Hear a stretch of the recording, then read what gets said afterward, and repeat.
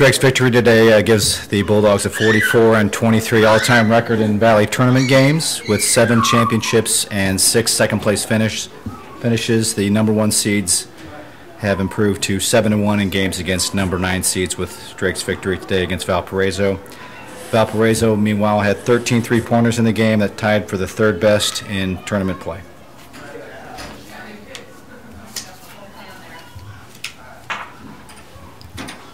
Congratulations. Sorry.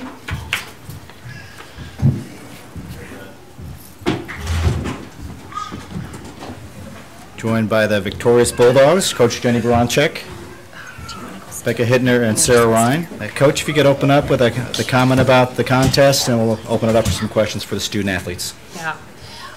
You know what? Honestly, we couldn't be more excited to be playing right now in March. I love how we're playing. Obviously, we're doing some things that are really good, and then some things that maybe we need to clean up a little bit. But Valpo's a good team, and I think Mary Evans has done just a great job of coaching her team. I know they faced so much adversity this year, but they're so hard to guard, and they do some things on the defensive end that really make you have to adjust and shift. And so hats off to them. I know they don't have the wins, but you can tell that their future is going to be really bright. So excited about that, but also just really excited about where we're at right now. Thank you, Coach. Start off with questions just for the student athletes. Questions for either Becca or Sarah. Sarah, I'm sure you've played a lot of basketball in your life. How often have you had a 2-0 lead before the opening tip? I think that's a first. Yeah. I don't remember any time in my life that that's been a thing. Just coming out the gates defensively the way you guys did.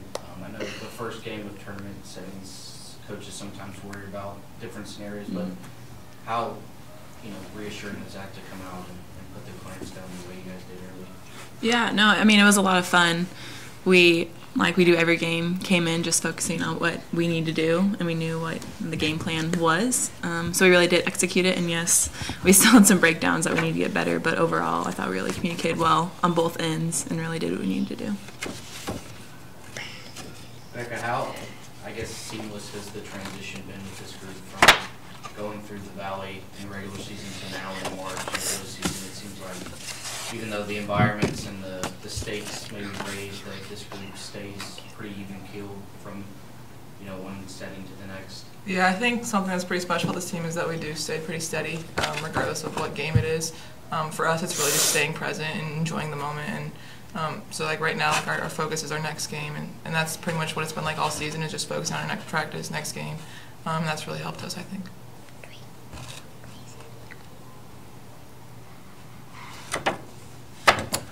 Additional questions for Becca or Sarah? In the first quarter, just to start, 20-2, you've asked for a better way for this thing to go on.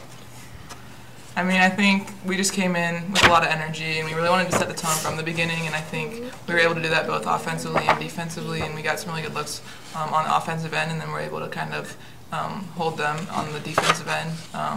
So now our next step is just carrying that over into tomorrow and just preparing for that.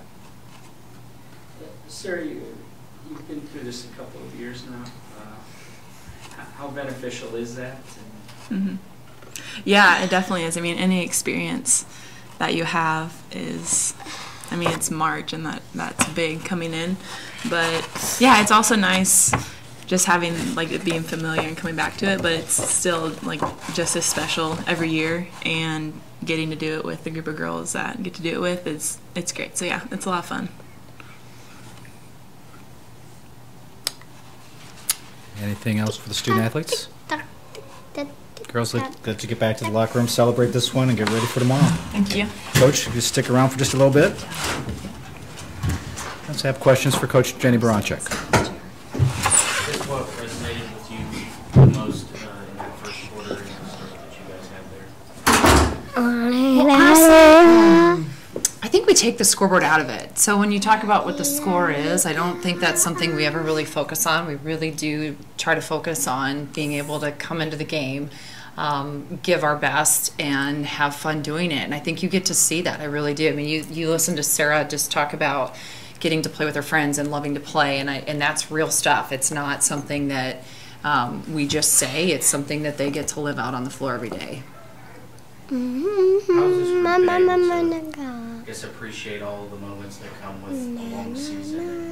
And, when it gets to this time of year, that excitement and that intensity is still there, and it's got to be tip-top come March. I think this team does. I get that question a lot in a different way, usually minus the singing. So sorry, but I do think that I don't know the answer to that. I think we literally just get to focus on every day having fun together, and it's